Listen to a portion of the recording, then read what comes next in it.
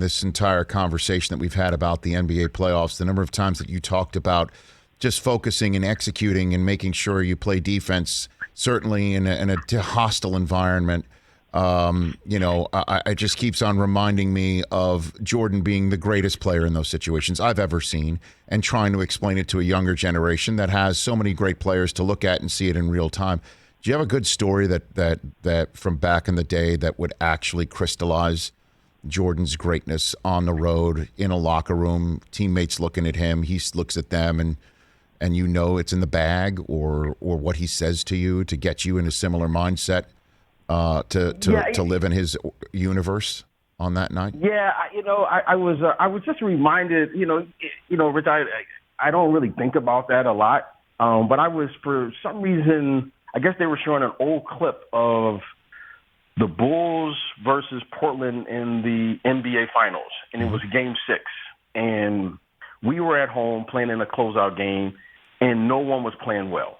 And I think we were down 14 or 15 going into the fourth quarter. And somehow, some way, we get back into the game. And I just remember the excitement of Michael on the bench, because you never see him on the bench at these critical moments of the game.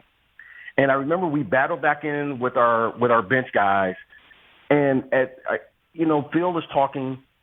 And out of nowhere, I just remember Michael saying, and I can't repeat exactly what he said, but I remember him saying, "Phil, if you put me back in this game, I promise you we won't lose it." And I remember everyone just kind of looked at him.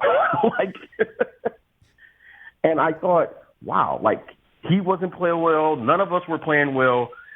But the fact that he was still into the game, and he didn't allow the fact that he didn't play well to affect his mindset, was it was a powerful thing, because, it was one of those moments where, Phil probably would have just stuck with the group that was playing well, because, we were tough. You want to at least give yourself a chance to win Game 7.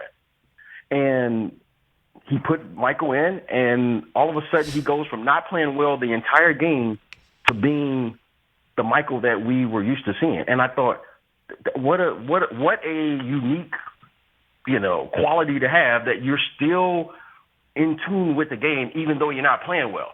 And that was just, to me, was just another example of how he carried himself, how he always prepared himself. But more importantly, winning was the only thing that mattered to him. He didn't care he didn't play well the first 40 minutes of the game. He was going to play well in those last 4 minutes. And certainly he did that, and we went on to win that game. And I think that was our second championship. Yeah, he was right, wasn't he? Put me back in the game. We're not going to lose it. I remember it stood out because Phil was talking, and he just interrupted and said that right there. And everyone just kind of looked okay, let's go.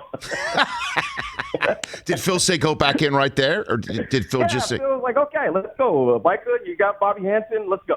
1, 2, 3. And as they say, the rest is history. Hey, you watched all the way to the end. Thanks for that. Watch more right here.